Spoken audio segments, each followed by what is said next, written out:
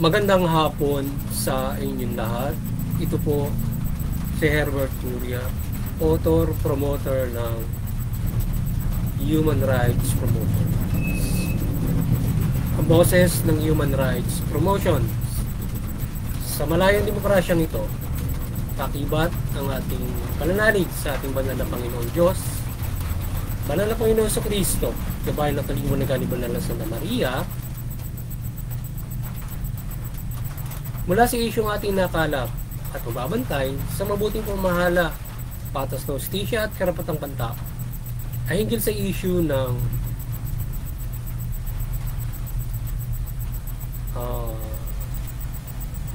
fiscal year 2024 5.768 trillion budget allocation scrutiny ng Senado,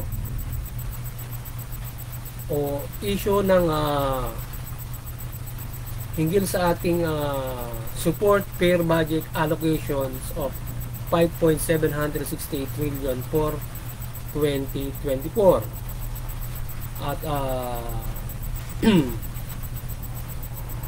itong budget allocation scrutiny ng Senado at Kongreso, na kung saan ang ating mga senador mula kay Senator Angara ay binatikos ang pagbawas ng budget ng edukasyon at kalusugan o serbisyo ng kalusugan at edukasyon ng ating pamahalaan.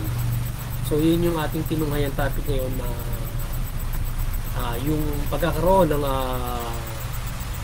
fair allocations ng budget dun sa 5.760 trillion na budget natin this year, na kung saan ito ay allocated from different agency. Ngayon ay ayon dito sa ilang mambabatas ay yung ilang mga ahensya, tila yung ulang o mababa yung alokasyon sa ilang mga kagaya ng sa Department of Health. May mga alokasyon doon kagaya doon sa ilang sinusuportahan noon na mababa, at doon sa edukasyon naman ay ganoon din, mayroong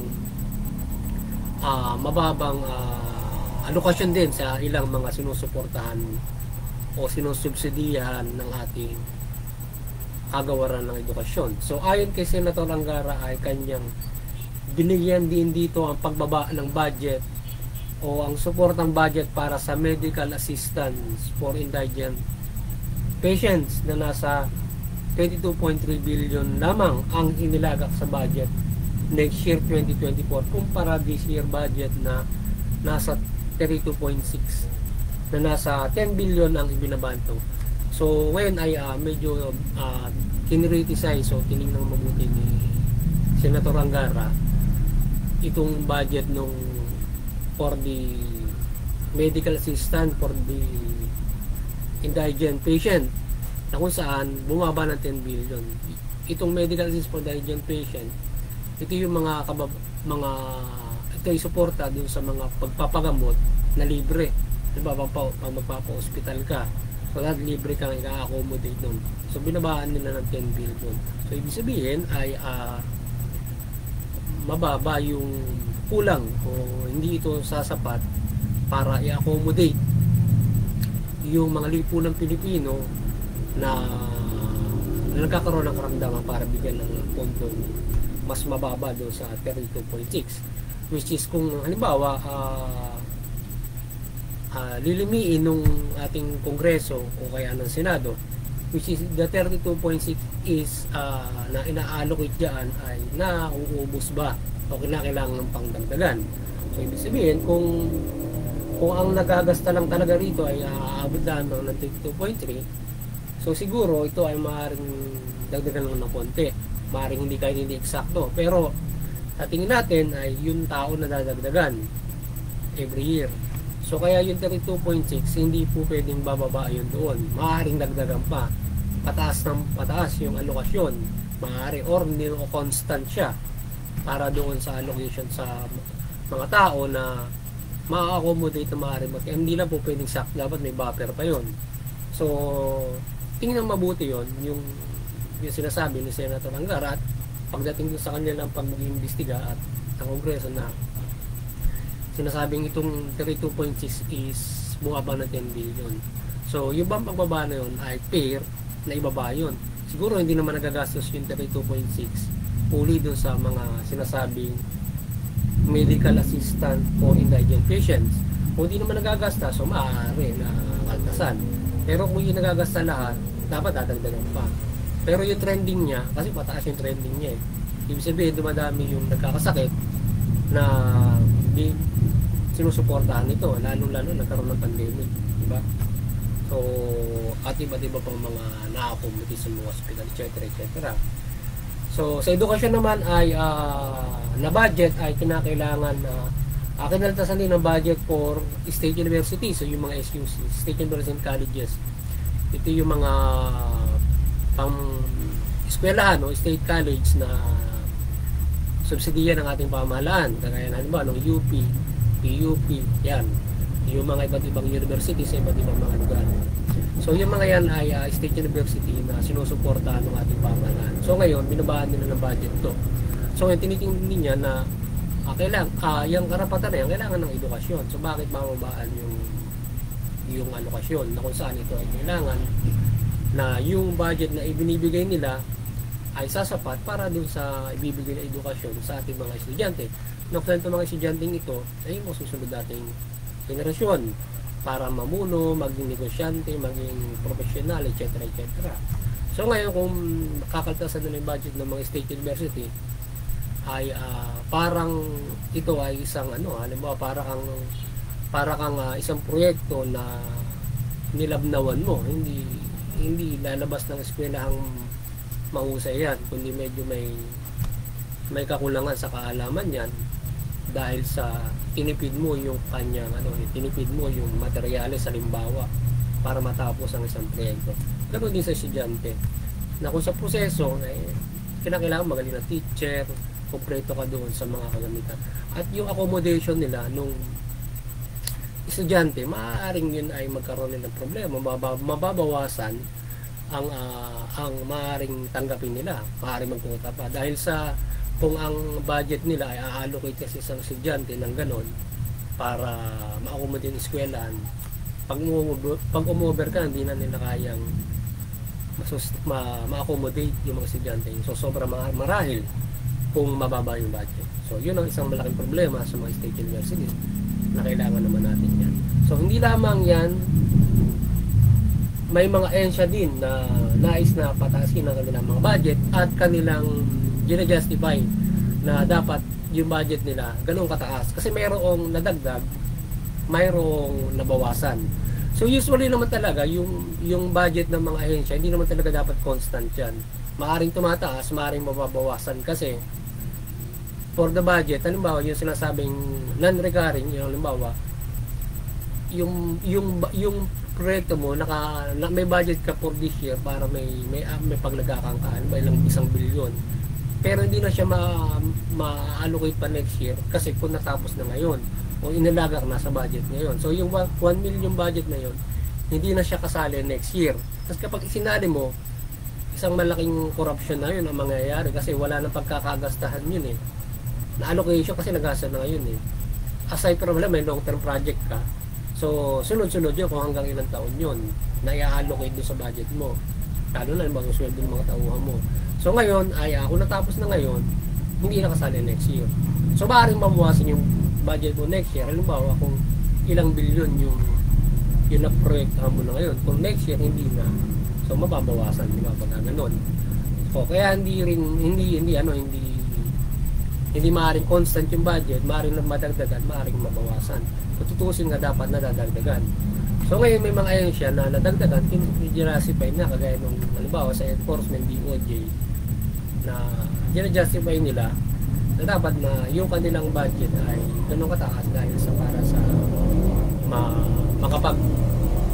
sila ay makapagserbisyo ng lubos doon sa kanilang pagpayaran ng hustisya, halimbawa doon. At iba't ibang mga ahensya na halimbawa sa enforcement pinagtaasan yata lahat doon. So ngayon, justify nila na dapat na kailangan nila yon for the peace and order services na mapag-ibayan nila yon.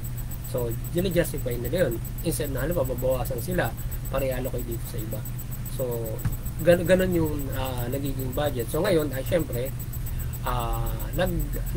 syempre nililimit yung mga budget na inallocate kung ito ba ay justifiable at ito ay dapat.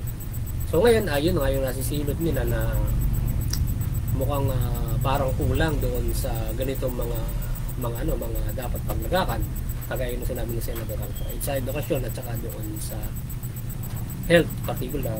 So ngayon ang Human Rights Promotions ay maring sumusuporta sa mabuting pamamahala, patas ng hustisya at karapatang katao. Sa isyong ito ng budget allocations ng ating pamahalaan, particular sa health at edukasyon from SUCs, ang ating side dito ay sinusuportahan natin si Senator Angara na nalimiin or maaaring baguhin ang budget allocation sa health at education na dapat taasan itong medical assistance for indigent patients at mga state universities and colleges. Usually dapat naman talaga itong dalawang ito ay talagang maaaring taasan pa at hindi bababaan. So ngayon nga, kagaya ng yung ating analysis kanina, kung halimbawa ito ay hindi nagagastos ng lubos, halimbawa yung sinasabing 32 points, kung hindi naman nauubos yun, at ang nagagasta lang ay mas mababa para under spending nga sinasabi. So alam po, maaaring halimbawa sabihin ng bawasan, pero dapat i-constant na lang nila yon kasi buffer nila, pwedeng buffer nila yun or else tataasa pa kasi nga para yung mga Pilipino na nagkakasakit na-accommodate sa lahat ng hospital, walang problema yung magkakasakit o naaalagaan yung mga nagkakasakit at halimbawa mga ganong klase ng mga halimbawa para doon even though it has carry over for the next year, yung halimbawa 2.6 nga, kung hindi naubos yun, maaaring yun ay sa iba pang mga maaaring may diversyon din doon sa medical sa assistance sa mga patient para halimbawa hindi ka mag-underspending, maubos mo lahat yun kung halimbawa para doon sa mga pasyente na ibibigay mo. Maaaring kang magpa-extend kasi mayroong sinasabi na pagka hindi po pwedeng tumagal ng ganong katagal yung mga pasyente o suporta ng bawat isa, mayroong tagal lang, may mga ganon. Ibig sabihin kung makakaya hanggang kaya na suporta isang pasyente dapat hanggang gumaling, susuportahan ng ating pamahalaan yun. So siguro mga ganong klase ng mga pagsuporta o ibang paglagak o ng mga paggagasta na sinasabing allocation. So para sa atin, sinusuportahan natin yung kay Senator Angara na kanyang panukala diyan. So maliban dito ay nais din ni Senator Angara na itong mga budget na hindi na dapat isama ngayong taon 2024 na napupondohan na, last year 2023 ay siyang tanggalin. Yun nga yung mga nanggaling tanggalin na yung pinondohan mo this year na nagawa ng project, bakit isasama mo pa next year? Baka medyo may nangangamuyan yun, corruption, di ba? Bakit isasama mo pa yung nagasta, binudget mo na ngayon, nagawa mo na ngayon, bakit isasama mo pa yung binudget mo ngayon for the next year? So mukhang pagka ganon, bakit mukhang na-omit or na hindi nakita nung Department of Budget and Management yung mga budget na yun. Kaya dapat siguro sang katutak yung tauhan ng Department of Budget and Management para tingnan yung mga budget allocation. Bakit baka may gano'n na nakikiri over pa sa next year, hindi na dapat, di ba? Mga ganun mga bagay. So yun. Tapos yung halimbawa, kung paano nila i-match out yung halimbawa, underspending na sila, ibig sabihin hindi nagagasta lahat. So medyo kung babawasan, mga tipong ganon. Tingnan mo lang mabuti kung justifiable na dapat na ganon. Or else, constant siya. Gaganunin mo lang ng constant siya. So ibig sabihin, kung hindi nagagasta yon, madadagdag siya next year. Kaya kung ang budget mo this year, halimbawa para doon, kung 32.6, hindi mo nagastos yung 5 milyon, kung babudgetan mo ng 22.6 na yun, may additional ka pa na na sumobra doon. So, tinitingnan din yung mga bagay na yun, dapat, di ba? Para makita yung kung yung isang ahensya na yun, agad lang ang dapat na ginagasta. o nag-underspending siya, madadala ng next year yun. O kung paano ginagawa ng gobyerno pag underspending, binabalik yata doon sa gobyerno. Sa gobyerno yung kanilang hindi nagasta para mga ganun yata. Or makikerry over siya. So ngayon ay tingnan mabuti yung mga ganun mga bagay para ma-justify yung pagbawas at yung pagdagdag na kung meron kagaya ng modernizations ng bawat mga ahensya. So, ibig sabihin, dadagdagan mo ng budget ngayon lahat. Hindi mo babawasan kasi mayroon digitalization ngayon. So, ibig sabihin, ay bawat ahensya sigurado magiging computerized yan at dadagdagan mo ng pondo yan. So, kaya nagsasaboses tayo sa ating Senado at Kongreso na suportahan ang pangunahin ng 8-point program ng ating Pangulo at itong budget make it fair ang allocation nito sa lahat ng dapat paglagakan ito. Nadagdagan ang dapat dagdagan at bawasan ang talagang dapat bawasan kagaya ng sinasabing non-recurring. So itong budget ng health, particular sa medical assistance sa mga indigent patients ay hindi ito dapat bawasan kundi dapat dagdagan pa ito dahil kailangan ng ating kababayan na walang pampa-hospital o panggasta para sa kalusugan. So yun. So dapat ang serbisyo nito ay ibigay ng ating pamahalaan dahil karapatan nito na dapat tugunin ng ating gobyerno. Ang kalusugan ng mamamayan ay dapat alagaan ng ating pamahalaan upang ang mga Pilipino ay hindi magkasakit at nagagamot kung nagkasakit at hindi pababayaan na hindi malanasan ito.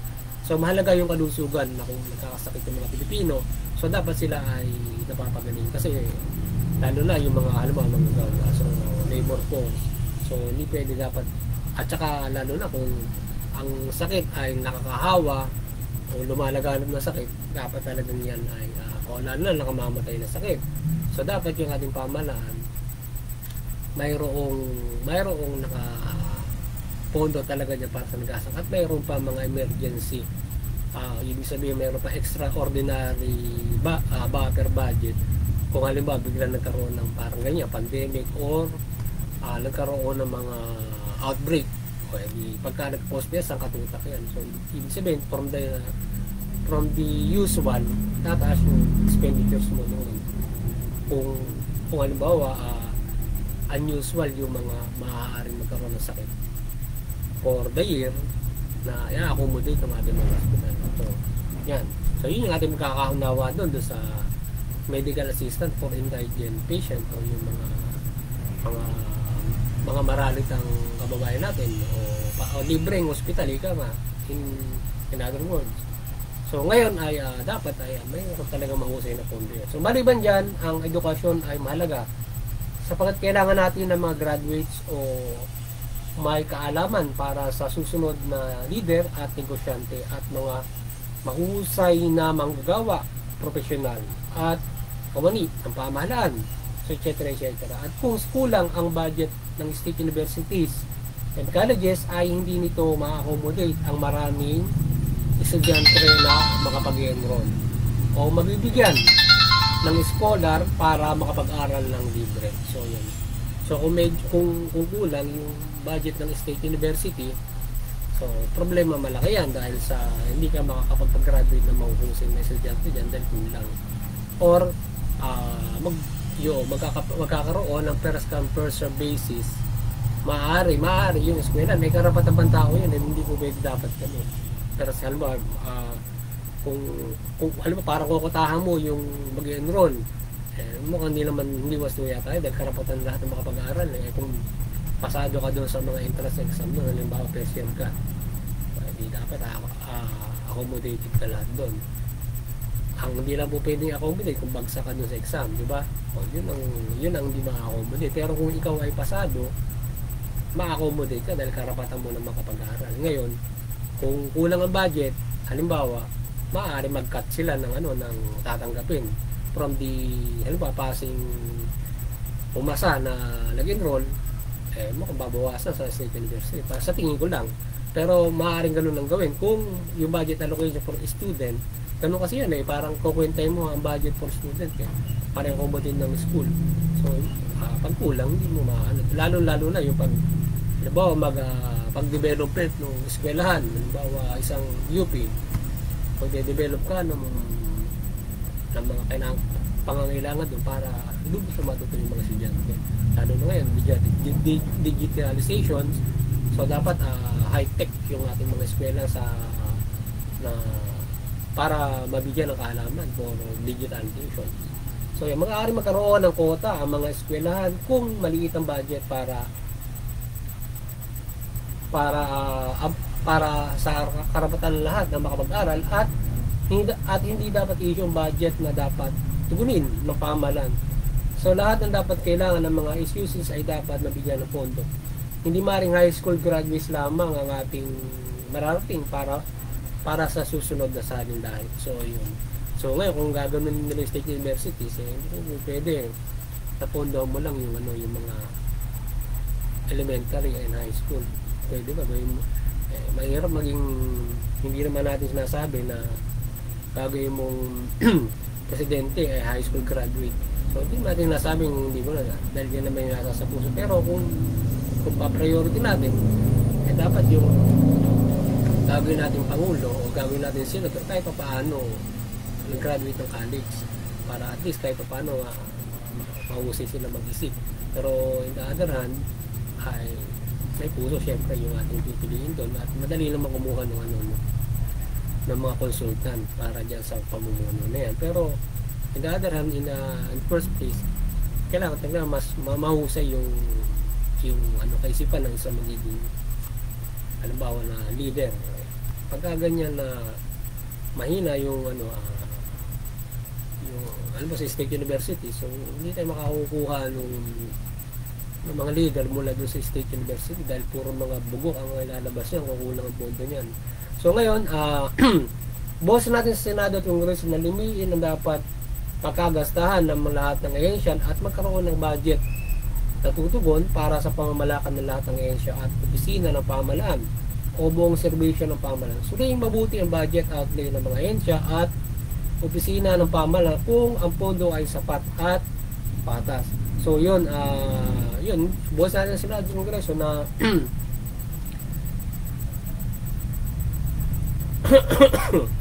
na limiin yung dapat pagkagasta ng bawat mga ahensya. So tingnan mabuti and then fairly ibigay yung kanila dapat na pondo na dapat tanggapin. So tingnan lang mabuti, busisiin nila mabuti yung mga allocation nila for their agency. So kumbaga para may financial yan. So ano ba yung pinaglalagakan nyo sa bawat ahensya? And then tingnan mabuti kung yun ay imbestigahan mabuti kung yun dapat lagyan or dapat yung allocation ng mga project or hindi, or yung sabi na dodoble yung mga nila, yung kanilang mga budget, yung budget nila last year sinama uli ngayon. So ibig sabihin kapag napasama na nakaligtaan ng yun, hindi nakita ng DBM sa budgeting, nagpasa ng for the next year, ipinasa nila yung isinama nila yung last year, tapos na ibig sabihin. So hindi nakita ng DBM yun, nakalusot. So dapat tingnan mabuti nung Senado yung ganon. Kagaya na sinabi ni Senator Angara, siya na rin yung nakakita ng mga ganong klase ng mga tumitingin ng ganong klase ng mga sa budgeting. So suriin niya mabuti dahil yun yung kanyang committee. So suriin niya mabuti yun at kung mayroong mga ganon at iba't iba pa ng mga bagay na dapat suriin sa budgeting na maaaring mag-wit siya ng korupsyon, maaari sa korupsyon or maling paggugol ng salapi ng ating bayan para dito sa ganitong klase ng mga proyekto o paglalagakan. So ngayon magabayan at maliwanagan ni Mother Mary ang pamahalaan at tugunin ang karapatang pantao, pangunahin. So yun. So, yung ating pamahalaan, pangunahin na tutugunin ay yung karapatang pantao para yung mamamayan ay makapamuhay ayon doon sa kanilang karapatang pantao. So muli, maliwanagan ni Banal na Santa Maria ang bansa mula pamahalaan at mamamayan at talimain ang mabuting balita at ang pamahalaan ay mamahala ng mabuti at matuwid at ang mamamayan ay sumunod sa pamahalaan at makapamuhay tayo ng mabuti at mapayapa at maunlad. At higit sa lahat ay may kaligtasang spiritual. So yun. So muli, maliwanagan ng Banal na Santa Maria ang bansang Pilipinas mula pamahalaan at mamamayang Pilipino. Yung ating pamahalaan, mamahala kayo ng matuwid, mabuting pamamahala. So iwasan yung makapang-abuso, makapang-korap, makapanamantala sa inyong tungkulin at pansariling interes. Yung mamamayan, sumunod sa pamahalaan. Sa ngayon, mapumumuhay tayo ng mapayapa, may iwasan yung inequality, paboran, labanan dahil sa maling pamamahala. Sa ngayon, mapumumuhay tayo ng mapayapa, maunlad. At higit sa lahat, may kaligtasang espiritual sa pagtalima sa mabuting balita. So, yan ang higit na gawin ng ating pamahalaan at mga aming Pilipino. Tayo ay maging makadiyos. Talimahin natin ng mabuting balita upang makapamahala ang pamahalaan ng mabuting matuwid at yung mamamayan makasunod naman doon sa pamahalaan. So sa gayon ay mamumuhay tayo ng mahusay. So muli, magandang hapon sa inyo lahat at sana nakapagsabuhay naman ang Human Rights Promotions sa linggong ito hinggil sa dito sa isyong ating tinunghayan na sa pagsuporta dun sa mga budget allocations o dapat na paglini ng ating pamahalaan sa budget na fair for every agency na pagkakagasan at pagtugon sa servisyo nila sa mga Pilipino. So magandang hapon sa inyo lahat at God bless you.